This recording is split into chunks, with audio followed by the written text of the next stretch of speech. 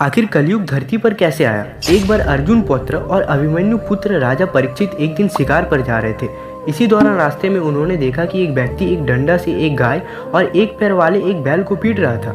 ये देख राजा क्रोधित हो गए और कहा कि इसके लिए तुम्हें मृत्यु दंड मिलना चाहिए। राजा का क्रोध देख व्यक्ति उनके पैरों में गिर गया और माफ़ी मांगने लगा। राजा ने उन्हें माफ़ तो कर दिया, पर वे ये सारी माया समझ गए कि वो व्यक्ति ही कलयुग है और वो एक पैर वाला बैल ही धर्म है। तभी राजा परीक्षित ने कलयुग को चेतावनी देते हुए अपने सीमा से बाहर जाने को कहा। इस पर कलयुग ने ब्रह्मा जी के नियम का दुहाई देते हुए कहा कि महाराज, ये पूरी पृथ्वी आपकी है, ऐसे में मैं कहाँ जाऊँ? अब आप ही कुछ उचित स्थान दे जहाँ मैं रह सकूँ। कलयुग के गिड़गिड़ाने से राजा ने उसे जुआ, मदिरा, पर स्त्री गमन, हिंसा और स्वर्ण में रहने की जगह दी।